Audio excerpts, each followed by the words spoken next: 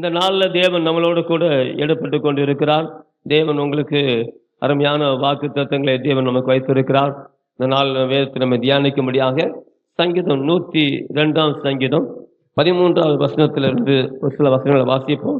13வது வசனத்தை நாம் தியானிக்க போகிறோம். தேவரீர் எழுந்தருளி ம். சீயோனுக்கு இறங்குவீர், சீயோனுக்கு இறங்குவீர். அதற்கு தயை செய்யும் காலமும் அதற்கு தயவு செய்கிற காலமும் அதற்காக குறித்த நேரமும் வந்தது.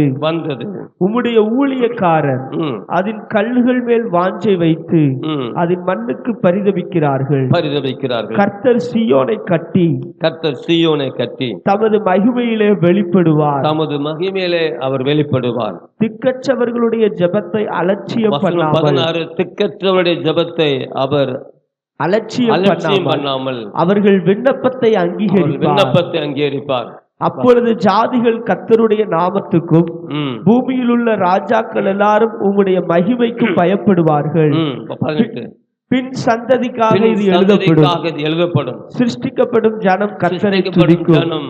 கர்த்தரை துதிக்கும். கரங்களை தட்டி கர்த்தரை மகிமைப்படுத்தும். Price the lord. ஹல்லேலூயா, ஹல்லேலூயா, ஹல்லேலூயா. இது ஒரு அருமையான சங்கீதம். இந்த சங்கீதத்தை யாரு பாடினாரு நமக்கு தெரியல. ஆனா இது துயரப்படுகிறவன் துக்கத்திலே மூழ்கி கர்த்தரிடத்திலே தன் யாகலத்தை தெரிவித்து செய்யும் விண்ணப்பம் என்கிற தலைப்பில் இந்த சங்கீதம் எழுதப்பட்டிருக்கு. நான் இதனுடைய காலத்தை கொஞ்சம் ஆராய்ஞ்சு பார்த்தபோது எனக்கு உண்மையிலே எனக்கு அழுகையே வந்துருச்சு. எப்போ இந்த சங்கீதங்களை தேவதாசர்கள் பாடியிருப்பாங்கன்னு நான் யூகித்து பார்த்தேன். வேதத்தின் அடிப்படையில் பார்க்கும் பொழுது என்னுடைய அறிவுக்கு எட்டினபடி இது பாபிலோன் தேசத்தினுடைய இந்த சிறையிருப்புக்கு பிறகு இந்த சிறையிருப்புல திரும்பி வரும்பொழுது அவர்கள் பாடின சங்கீதமாக இந்த சங்கீதம் காண்கிறேன். Praise the lord. Hallelujah, hallelujah. அதில் உபயோகப்படுத்தின வார்த்தை அப்படியாக இருக்கிறது. நல்ல கவனிங்க. தேவரே எழுந்தருளி சீயோனுக்கு இறங்குவீர், அதற்கு தயவு செய்கிற காலமும் அதற்கு குறித்திருக்கிற நேரமும் வந்தது. உம்முடைய ஊழியக்காரர் அதன் கல்லுகள் மேலும் வாஞ்ச வைத்து அதன் மண்ணுக்காக பரிதபிக்கிறார்கள். கர்த்தர் சீயோனை கட்டி தமது மகிமையை வெளிப்படுத்துவார் என்று வேதத்தில் வாசிக்கிறோம். Price the lord. ஹல்லேலூயா, ஹல்லேலூயா. சீயோன் என்றால் யார்? தேவனால் முன்குறிக்கப்பட்ட ஒரு நகரத்தினுடைய பெயர் தான் சீயோன். அதே நேரத்தில் மீட்கப்பட்டவர்களை சீயோன் குமாரர், சீயோன் குமாரத்தி என்று தேவன் அழைக்கிறார். Price the lord. ஹல்லேலூயா. மீட்கப்பட்டவர்களுக்கு ஆண்டவர் என்ன சொல்லுகிறார்? சீயோன் குமாரரே, சீயோன் குமாரத்தில் என்று அவர் என்ன செய்கிறார்? அழைக்கிறார். சரிங்களா? அது வேதத்தில் பல இடங்களில் பார்க்க முடியும். சீயோன் குமாரத்தி என்று சகரியால் தேவன் அழைக்கிறார். சீயோன் குமாரல் என்று தேவன் பல இடங்களில் என்ன செய்கிறார்? அழைக்கிறார். சீயோன் என்கிற வார்த்தை நிறைய இடத்துல வரும். சீயோன் சீயோன் சீயோன் என்று சொன்னாலே அதனுடைய மேன்மையை மகா பெரியது. தேவன் வாசம் பண்ணும்படியாய் அவர் தெரிந்து கொண்ட இடம்தான் சீயோன். ஆமென் சொல்லுங்க. ஆகவே கர்த்தர் நம்முடைய குடும்பங்களை தேசங்களுக்கு சாட்சியாக அல்லது உங்களையும் என்னையும் தேவன் தேர்ந்தெடுத்திருக்கிறார். ஸோ இங்கே அவர்கள் அங்கே உள்ள கல்லுகளுக்காக மண்ணுகளுக்காக அவர்கள் பரிதபித்தார்கள் என்று சொல்லப்பட்டது. பாபிலோன் தேசத்திலிருந்து அவர்கள் சிறையிருப்பிலிருந்து திரும்பி வராங்க. திரும்பி வரும்போது பார்த்தீங்கன்னா முதல் ஒரு கூட்டம் செருபாபேலுடைய தலைமையில் வருகிறது. அடுத்த கூட்டம் எஸ்ரா, நெகேமியா போன்றவர்களுடைய வழியாக வந்தாங்க. எஸ்ராவில் புறப்படும் போது கோரேஸ்னால அவர்களுக்கு எல்லா பொருட்களும் கொடுக்கப்பட்டுச்சு. தேவாலயத்தினுடைய எல்லா பொருளையும் அவர் என்ன செஞ்சார்? எடுத்து கொடுத்து தேவாலயத்தை கட்டும்படி அனுப்பி வைத்தார். அதுக்கு முன்பதாகவே ஆலயத்துக்கு அஸ்திவாரம் போடும்படியாக செருபாபேலுடைய தலைமை என்ன செஞ்சது? செருபாபேல், பிரதான ஆசாரியர் யோசுவா இவங்கெல்லாம் வந்திருந்தாங்க. ஸோ அவங்கெல்லாம் வந்து பார்த்தீங்கன்னா எஸ்ராவின் புஸ்தகம் 3ஆம் அதிகாரத்தை வாசிக்கும் போது அவர்கள் தேவாலயத்தை கண்டார்கள். தேவாலயத்துக்கு அஸ்திவாரம் போடும்படியாக திரும்ப இடிக்கப்பட்ட சீயோன்ல இடிக்கப்பட்ட அந்த தேவாலயத்தை கட்டும்படியாக அவர்கள் முயற்சி செஞ்சு அந்த ஆலயத்துக்கு அஸ்திவாரம் போடும்போது பார்த்துட்டீங்கன்னா வாலிபர்கள் 20 வயதிலிருந்து மேற்பட்ட லேபியர்களும் அந்த காலத்தில் இருந்த வாலிபர்களும் மகா உச்சமாக ஆர்ப்பரித்தார்கள். அவர்களுடைய சத்தமானது விண்ணை பிளக்கத்தக்கதாக சத்தம் இருந்துச்சு. அதை பார்த்து கொண்டிருந்த முதியவர்கள், ஏற்கனவே தேவாலயத்தினுடைய மகிமையை கண்டவர்கள், இப்பொழுது இடிக்கப்பட்ட தேவாலயத்தினுடைய அலங்கோலத்தை கண்ட அந்த முதியோர்கள் அவர்களெல்லாம் மகா சத்தமாக ஓலமிட்டு அழுதார்கள் என்று சொல்லப்பட்டது. ஆகவே தூரத்தில் இருந்தவர்களுக்கு இது துதியின் சத்தமா அலறுதலின் சத்தமானு புரிய முடியாத அளவுக்கு அந்த நிலைமைகள் அப்படி இருந்துச்சு. அவர்கள் எவ்வளவாய் உற்சாகமாய் ஆசாபின் புத்தர்கள் ஆர்ப்பரித்தார்களோ, அதே கண்டு அதுக்கு ஈக்குவலாக அல்லது அதை விட அதிகமாக தேவன் தமக்கு திரும்பவும் தயவு செய்தாரே. தேவன் திரும்பவும் நகரத்துல தன்னுடைய பிள்ளைகளை கொண்டு வந்தாரே. திரும்பவும் என் பிள்ளைகளை, என் பேர பிள்ளைகளை தேவன் நிலைநிறுத்தினாரே என்று சொல்லி முதியவர்கள் சத்தமிட்டு அழுதது அவ்வளவா இருந்தது. பிரைஸ் தி லார்ட், ஹல்லேலூயா. உங்களுக்கு ஒண்ணு தெரியுமா? தேவன் நம்முடைய சிறையிருப்பை மாற்றும் பொழுது நம்மளை அறியாமே நம்ம கண்கள் வந்து கண்ணீர் வடியும், நம்முடைய உணர்வுகளை துடிக்கும், நம்முடைய உள்ளம் பூரிப்பாகும். தேவன் அது ஆனந்த கண்ணீராக அது மாற பண்ணுகிறார். ஆகவே நம்முடைய துயரத்தை மாற்றி நமக்கு ஒரு மேன்மை அருளுகிற தேவனாக இருக்கிறார். ஆமென் சொல்லுங்க. பிரைஸ் தி லார்ட், ஹல்லேலூயா.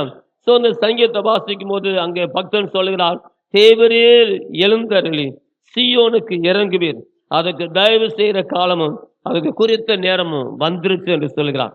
கர்த்தர் இந்த மாதத்திலே நம்ம குடும்பங்களை தேவன் கட்டுவாராக.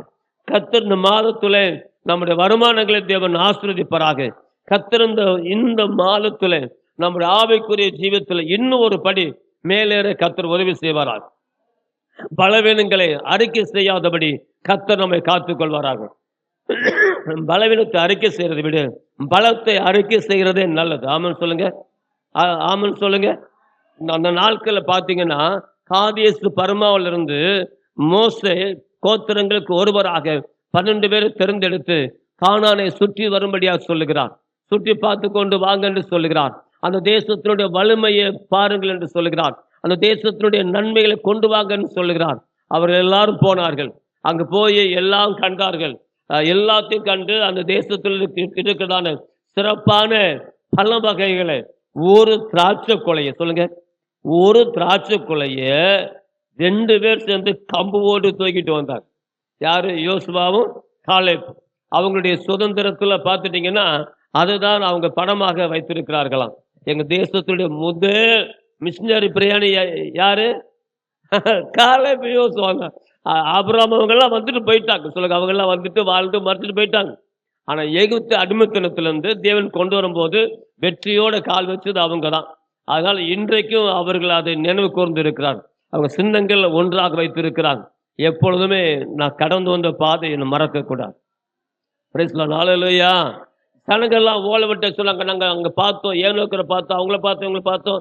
அவங்க முன்னாலே நம்ம ஒண்ணுமே செய்ய முடியாது, நாங்களாம் எட்டுக்கலியை போல இருந்தோம், எங்க பார்வைக்கு அப்படித்தான் இருந்தோம், அவங்க பார்வைக்கு அப்படித்தான் இருந்தோம்னு சொல்லி சொல்ற அவங்களெல்லாம் சனங்களை கரைய பண்ணார்கள்.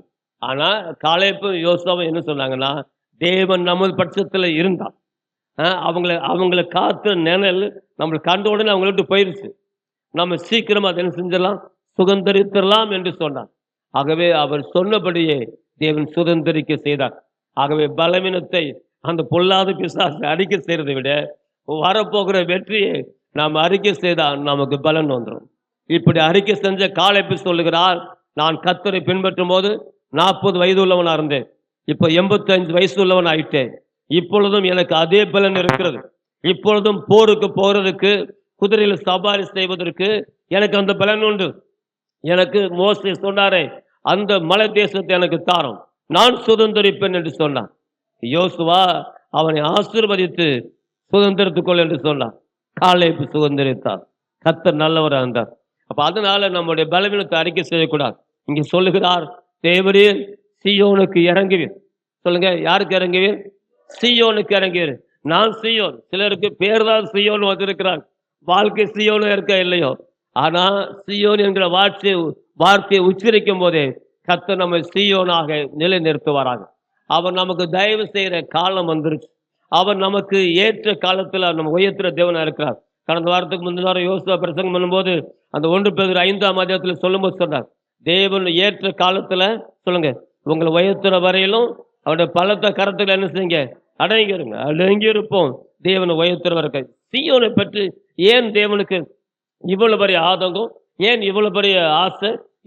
உண்மையிலே அது ஆண்டவருக்கு சொன்ன, நீங்க சொல்லுவீங்களே எப்ப அவனுக்கு பேராசைன்னு சொல்லிக்குவாங்களா? இந்த பேராசை யாருக்கு இருந்துச்சுன்னா கர்த்தருக்கு இருந்துச்சு. யாருக்கு இருந்துச்சு சொல்லுங்க? கர்த்தருக்கு இருந்துச்சு. எடுத்துக்கொள்ளுங்களேன், சங்கீதம் 132 13 நீங்க 18 வரை நீங்க வாசிங்கன்னா அதுல சீயோனை பத்தி அவர் எப்படியெல்லாம் வடிவமைக்கிறார்னு பாருங்களேன். கர்த்தர் சீயோனை தெரிந்து கொண்டு, கர்த்தர் சீயோனை அவர் தெரிந்து கொண்டு, அது தமக்கு வாசஸ்தலமாகும்படி விரும்பினார். அது தமக்கு வாசஸ்தலமாக இருக்கும்படி விரும்பினார். இது என்றைக்கும் நான் தங்கும் இடம். ஆண்டவர் என்ன சொல்றாரா? சீயோனை பத்தி சொல்லுகிறார், இது என்றைக்கும் சொல்லுங்க, நான் தங்குற இடம் என்று சொல்றார். அப்ப தேவன் ஒரு இடத்துல தங்கி இருந்தா அது எவ்வளவா இருக்கும்? தேவன் தம்முடைய சிங்காசனத்தை எங்க வைத்திருக்கிறார்? பரலோகத்தில் வைத்திருக்கிறார். ஆமென் சொல்லுங்க. ஹல்லேலூயா. அந்த பரலோகத்தை பூமியில நிலப்படுத்தும்படியாக அதற்காக தேவன் தெரிந்து கொண்ட இடம் தான் சீயோன். ஆமென் சொல்லுங்க. ஹல்லேலூயா.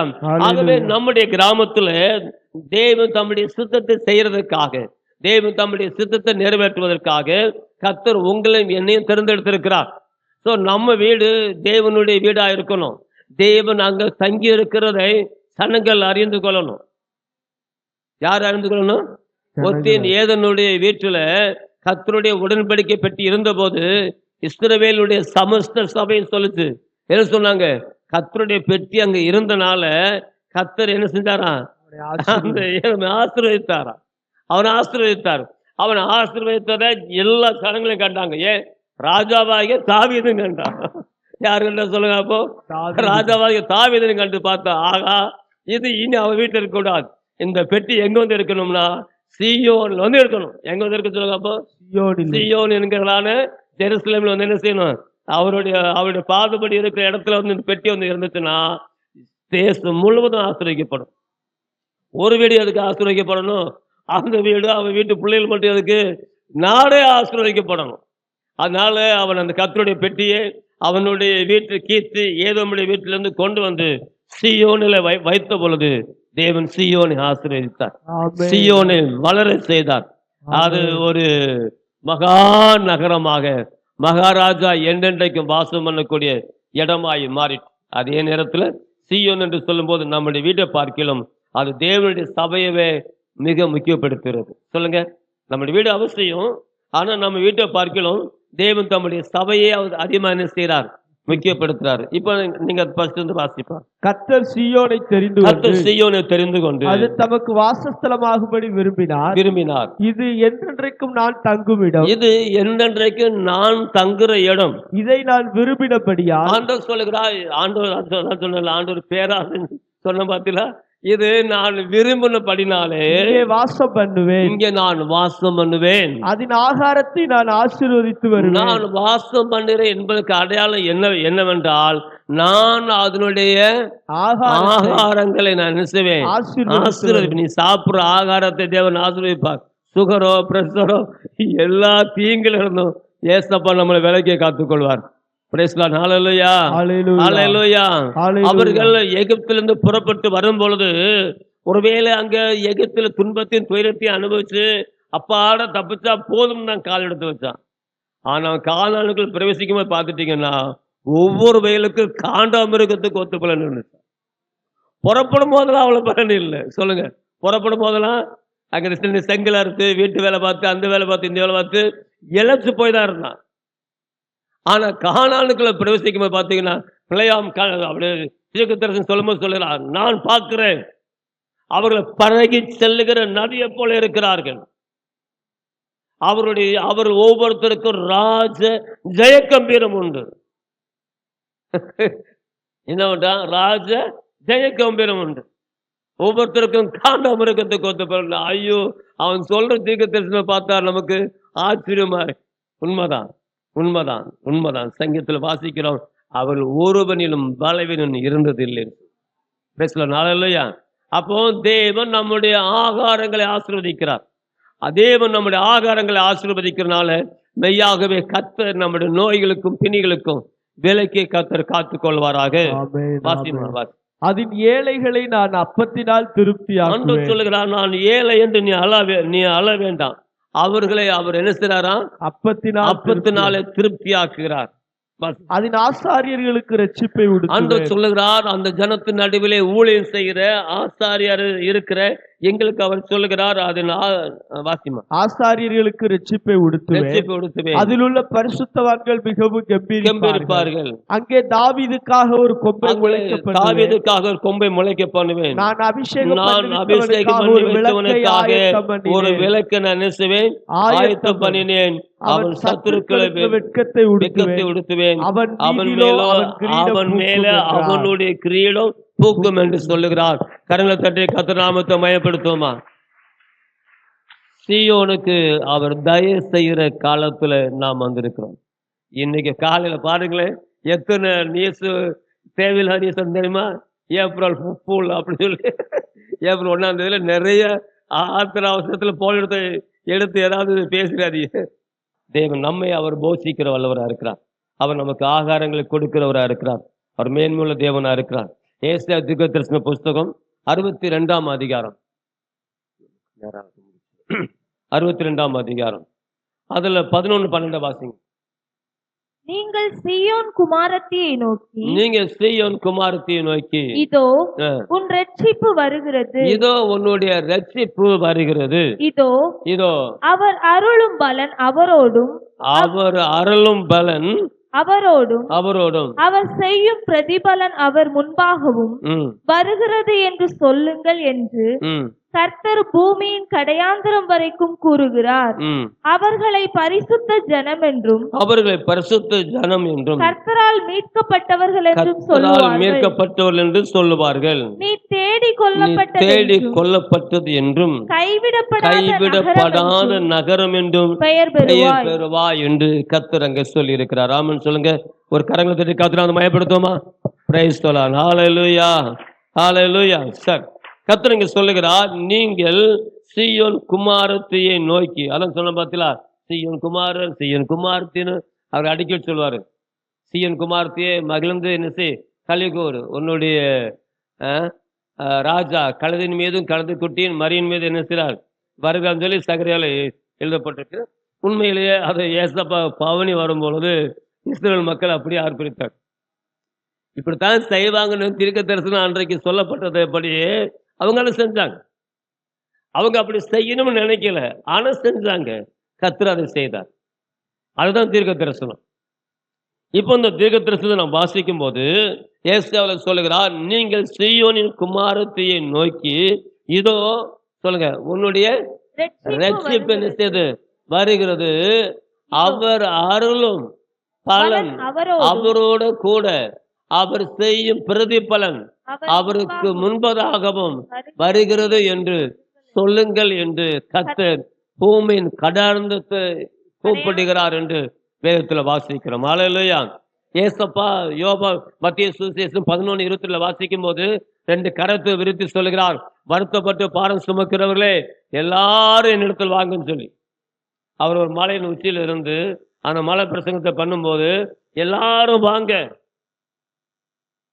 எல்லாரும் பார்க்கும்படி கரத்தை விரித்தார். உண்மையிலே அவர் விரித்த கரம் ஒண்ணு மீன் போகல. அவரிடத்தில் வந்த யாவரையும் கர்த்தர் போஷித்தார். ஆமென் சொல்லுங்க. அவரிடத்தில் வந்த யாவரையும் கர்த்தர் அற்புதமாய் நடத்தினார். ஒருவரையும் அவர் வீணாக போக என்ன சில விடல. ஆகவே எந்த விசுவாச குடும்பங்களும் வீணா போகக்கூடாது. நம்முடைய புத்தியினமும் நம்முடைய மதியினமும் அப்படி ஆக்கலாம். ஆகவே நம்முடைய புத்தியினத்துக்கும் மதியினத்தும் நடுவில் அவைகளை தள்ளி கலைஞ்சு விட்டு விசுவாசத்தை தொடக்கிறவரும் அதை முடித்து வைக்கிறவமா இருக்கிற கிறிஸ்து இயேசுவுக்கு நேராய் நமக்கு நியமிக்கப்பட்டிருக்க ஓட்டத்தின்படியே பொறுமையோடு ஓடி வெற்றி பெற தேவன் நமக்கு அனுக்கிரகம் செய்வாராக. ஆகவே நாம் இந்த வேத வசனத்தை வாசிக்கும் போது ஆண்டவர் அங்கு சொல்ற, நீங்கள் சீயோன் குமாரத்தை நோக்கி இதோ உன் ரட்சிப்பு வருகிறது, இதோ அவர் அருளும் பலன் அவரோடு கூட அவர் செய்யும் பிரதிபலன் அவருக்கு முன்பதாக வருகிறது என்று சொல்லுங்கள் என்று கர்த்தர் பூமியின் கடையாந்த வரைக்கும் அவர் கூறுகிறார் என்று வேதத்தில் வாசிக்கிறோம். Price the lord. ஹல்லேலூயா, ஹல்லேலூயா. அவர் சீயோனை தெரிந்து கொண்டார், சீயோனை கட்டுகிறார். இங்கே சீயோனுக்கு சொல்லுகிறார், உன் ரட்சிப்பு இதோ வருகிறது என்று சொல்லுகிறார். Praise the lord. Hallelujah, hallelujah. அது நாளை தினம் இல்லை, இன்றைக்கே இப்பொழுதே அவர் அதை செய்கிற தேவனா இருக்கிறார். அவர் ஒரு காலத்தை குறிக்கிறார். ஆனா அதே நேரத்துல நேரத்தின், டயத்தின், நிமிஷத்தின், நொடியின் அவருடைய தீர்க்கதரிசனம் நிறைவேறக்கூடியது. ஸோ நம்ம அந்த வார்த்தை வரும் பொழுது கர்த்தர் என்னோட பேசுகிறார், என் குடும்ப சூழ்நிலை பேசுகிறார், இப்படிலாம் நீங்க சொல்லி ஆண்டவரே நீங்க அந்த எந்த நிமிஷத்துல எப்படி முழுமையா ஒப்பு கொடுக்கிறீங்களோ அப்படியே அவர் செய்கிறார். உன் விசுவாசத்தின்படி உனக்கு ஆக கடவுதுன்னா அந்த தேவனை செய்ய வல்லவர் தான், அவர் நிறைவேற்ற வல்லவர் தான். அதை விசுவாசிக்க நம்ம பாத்திரமா இருக்கணும். அதை விசுவாசிக்க நம்ம என்ன செய்யணும்? நாம் பாத்திரமா இருக்கணும். 12 பேர் போனது உண்மைதான். ஆனா 2 பேர் விசுவாசிச்சான், 2 பேர் தேசத்துல உள்ள பிரவேசிச்சான். மீது 10 பேர் க்ளோஸ் நடந்தான். அதுக்கு பின்னே நடந்தானு இல்லைன்னு சொல்லல. ஆனா இந்த பாவிகள்னாலேயே 40 வருஷம் நடக்கிறாரு. ஸோ இந்த 2 பேரை போலவே அவங்களும் அறிக்கை செஞ்சிருந்தா ஒரே மாசத்துல போய் சேர்ந்திருக்கலாம். பிரயாணம் ஒன்றும் அந்த அளவுக்கு இல்லை. பிரயாணத்தை சாதகமாய் தேவன் திருப்பி இருப்பார். ஹல்லேலூயா, ஹல்லேலூயா. சார் 12வது வசனத்தை பார்க்கும்போது அங்கு அவர் சொல்லுகிறார், அவர்களை பரிசுத்த ஜனம் என்றும். யார? சீயோன் ஜனங்களை. தேவன் விரும்பி தங்குற இடத்துல அங்க வாசம் பண்ணக்கூடிய ஜனங்களுக்கு அவர் சொல்லுகிறார், அவர்கள் பரிசுத்த ஜனம் என்றும் கர்த்தரால் மீட்கப்பட்டவர்கள் என்றும் சொல்லுவார்கள். யார் சொல்லுவா? அதை காண்கிறவர்கள் சொல்லுவார்கள், பார்க்கிறவங்க சொல்லுவாங்க. நம்மளை பார்த்து பல்ல கடிச்சாங்களே, நம்மளை பார்த்து பகைத்தாங்களே, அவங்க சொல்லுவாங்க, எப்பா அது கர்த்தருடைய ஜனம். சொல்ல யார் அது? ஆமா, சும்மாவே விளையாடாத, அவங்களுக்கு விளையாண்டா நம்ம தான் வீணா போயிடும். ஏன்னா விளையாண்டு நாங்கள் வீணா போயிட்டோம், அதனால விட்டுரு அவங்கள. அது தோத்திரம் சொல்லட்டும், அது சொல்ல சொல்ல அது ஒவ்வொருத்தரும் போயிடும். நீ ஒவ்வொருத்தரத்தை வாங்கிறாத அப்படின்னு மற்றவங்களை சொல்ற மாதிரி தேவனோட மாற்ற வல்லவராக இருக்கிறார். ஆகவே அவர்களை பரிசுத்த ஜனம் என்றும் கர்த்தரால் மீட்கப்பட்டவர்கள் என்றும் சொல்லுவார்கள். நீ தேடி கொல்லப்பட்டது என்றும் கைவிடப்படாத நகரம் என்றும் பெயர் பெறுவாய் என்று கர்த்தர் சொல்லுகிறார். ஆமன் சொல்லுங்க. நாம் கைவிடப்படாதபடி தேவன் இன்றும் என்றும் நம்மை காப்பாராக. நம்ம கைவிட வேண்டும் என்று அவர் சித்தம் இல்லை. அவர் என்னைக்கு கரம் பிடித்தாரோ அந்த நாள் தொடங்கி அவர் நமக்கு தேவனா இருப்பார். அவர் நம்ம கைவிடாதவர் இருப்பார். பூமியில மட்டும் இல்லை, மறுமையிலும் அவர் நம்ம கைவிடாதவர் இருக்கார். அதை அந்த ஸ்தலத்துக்கு போகும்போது தான் அதனுடைய மேன்மை காண முடியும். ஆகவே சீயோனை தெரிந்து கொண்ட கர்த்தர், சீயோனிலே துயரப்பட்ட ஜனங்களை சீர்படுத்துகிற கர்த்தர் நம்மளோட கூட இருக்கிறார். நாம் ஜெபம் பண்ணுவோமா? ஒரு ஈசம் முழங்கால் பிடுவோமா? நம்முடைய கர்த்தர் நல்லவராக இருக்கிறார். அவரை போல மேன்மையுள்ள தேவன் உலகத்தில் யாருமே இல்லை. நம்ம நிறைய எடுத்திருக்கலாம். நான் ஒரு சின்ன உதாரணத்தை மட்டும் ஒரு நிமிஷத்தில் சொல்லி முடிக்கிறேன். 1947வது வருஷம். ஸோ அந்த பார்த்தீங்கன்னா கிட்டத்தட்ட 1914 2ஆம் மகா யுத்தங்கள் தொடங்கி நடந்து கொண்டிருந்துச்சு. ஸோ இந்த 1914 அதுக்கு மேலே பார்த்துட்டிங்கன்னா ஜெர்மனில் யூதர்கள் கொத்தா மறித்து கொண்டார்கள். சரி, ஜெர்மனு, உக்ரைன், போலந்து, இப்படி பல தேசங்களில் யூதர்கள் மோசமாய் கொலை செய்யப்பட்டாங்க. ஸோ ஜெர்மனியில் அதிகமாக கொலை செய்யப்பட்டாங்க. ஹிட்லர் அடுத்தாப்புல போலந்து கைப்பற்றி போலந்தில் இருக்கிறவர்களை கொல்ல வேண்டும் என்று நினைத்தான்.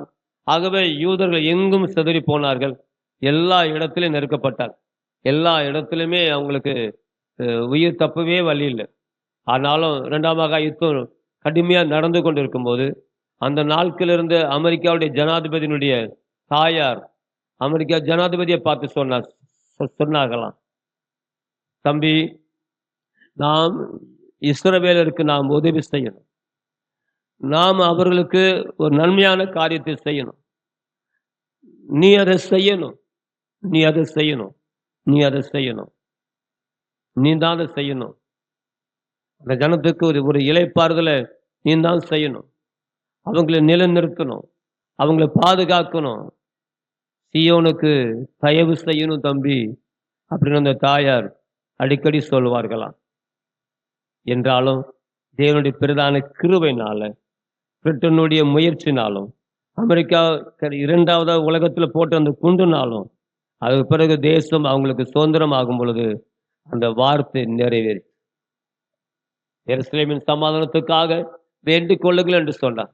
அதுக்கு சமாதானம் இருக்கும் பொழுது உலகத்துக்கு சமாதானம். அதே நேரத்தில் எருசலேமை நேசிக்கிறவர்களுக்கு ஆண்டவர் சொல்லுகிறார், உன்னை நேசிக்கிறவர்கள் சுகைத்து இருப்பார். அமெரிக்காவுடைய அந்த காலகட்டத்தினுடைய செழுமைக்கு ஒரே காரணம், இந்த தாயார் சொன்னது போல நாம் அவங்களுக்கு தயவு செய்யணும், நாம் அவங்களுக்கு உதவி செய்யணும், அவங்களை கைவிடக்கூடாது. அது கர்த்தருடைய ஜனம், அந்த ஜனத்துக்கு ஒரு காரியம் செய்யணும். அந்த தாயாருடைய ஏக்கமோ என்னமோ தேவன் அவர்களை மீண்டும் நிலைப்படுத்தினார். ஸோ அவர்களை கிளம்ப விடாமல் தேவன் பாதுகாக்கிறார். அப்படியே இந்த 21ஆம் நூற்றாண்டிலையும் அவரை நேசிக்கிற நம்மை கர்த்தர் அப்படியே பாதுகாத்து நடத்துவாராக. நான் உங்களுக்கு ஆட்சேபிக்கிறேன். சர்வ வல்லமையுள்ள தேவனே, இந்த காலை நேரத்தில் உங்களுடைய சமூகத்தில் நாங்கள் செபிக்கிறோம். ஆண்டவரே, சீயோனுக்கு தயவு செய்கிற காலம் இப்பொழுதும் உமது ஆலயத்தில் வந்திருக்கிற உங்க பிள்ளைகளுக்கு தயவு செய்கிறார். இந்த ஒளிபரிக்கு சத்தத்தை கேட்கிற ஜனங்களுக்கு தயவு செய்கிறார். இது யூடியூப் மூலமாய் போகும் பொழுது அதை பார்க்கிற ஜனங்களுக்கு தேவரீர் தயவு செய்கிறார். உங்களுடைய உங்க பிள்ளைகளை ஆசீர்வதிக்கட்டும். எல்லா தீங்குகளுக்கு நீங்களாக்கும். சீயோனை தெரிந்து கொண்ட கர்த்தர், நான் அதை விரும்பினபடினாலே நான் இங்கே என்னாலும் தங்குவேன் என்று சொன்னீங்களே. ஆகவே இந்த வார்த்தையை கேட்கிற எங்களோட ஜெபத்தில் இருக்கிற எல்லா குடும்பங்களிலும் நீங்க தங்கணும். விசேஷமாய் உமது ஆலயத்தில் நீங்க வீட்டு இருக்கிறதே சகல ஜனங்களுடைய கண்களும் காணணும். கர்த்தாவே, உங்க பிள்ளைகளை ஆசீர்வதிக்கிறார். எல்லா தீங்குக்கு விலகி காத்துக்கொள்ளும். இது முடிந்து உங்க பிள்ளைகள் வீட்டுக்கு போகும்போது குறித்த நேரத்தில் எல்லாரும் தங்கள் இல்லத்துக்கு போய் சேர உதவி செஞ்சிடலாம். இயேசு கிறிஸ்துவின் நாமத்தில் செபிக்கிறேன் நல்ல பிதாவே. சொல்லுங்க, என் ஆத்துமாவே கர்த்தரை ஸ்தோத்திரி, என் முழுவலுமே பரிசுத்த நாமத்தை ஸ்தோத்திரி. என் ஆத்துமாவே கர்த்தரை ஸ்தோத்திரி, கர்த்தர் செய்த சகல உபகாரங்களையும் நீ மறவாதே.